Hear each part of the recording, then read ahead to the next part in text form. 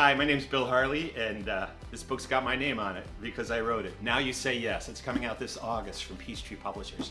Briefly, not to give too much away, this is a story about a young girl named Mari. Too young to have a driver's license. But she convinces her younger brother Conor to climb in the car with her and drive all the way from Los Angeles, California, where they live, to Lynn, Massachusetts. Why? Because they have to. Mari was adopted into the family out of the foster care system, and Conor, her younger brother, was born into the adoptive family. And Conor is on the autism spectrum. He has this incredible, unbelievable way of seeing the world. His way of understanding it is unique and special, but it also can be problematical to those people around him. It's not saying too much to let you know at the beginning, because it's what we might call the trigger event, that at the very beginning of the story, their mom, who's now raising them as a single parent, suddenly and unexpectedly dies. Uh-oh, Mari thinks. What's gonna happen to us? The one thing she knows is she doesn't want to go back into the foster care system. She doesn't want Conor to go there either. And so she hatches a plan to drive across the country to Lynn, Massachusetts, where their grandmother is, and hope that she takes them in. And it is only a hope because of something that has happened a long time ago. There's so many things that could happen. Does Mari really know how to drive? Do they have enough money?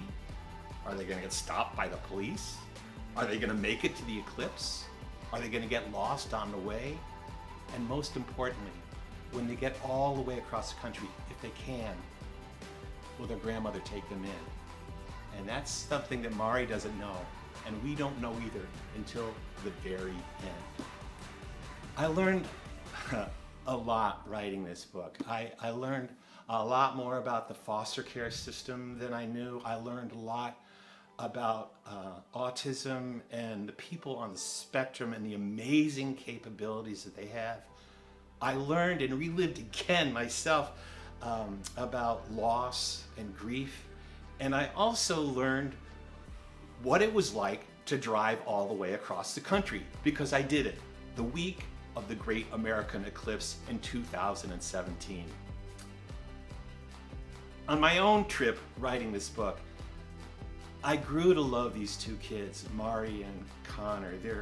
They're resilient, they're brave, they're hurt, they're lost, and they're also very funny.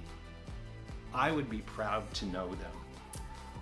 There's so much more to say about this book, but I'm not going to, because I want you to read and find out yourself. Like a storytelling friend of mine said to me, if your work speaks for itself, don't interrupt. And I think Now You Say Yes does, and I hope you read it. Thanks.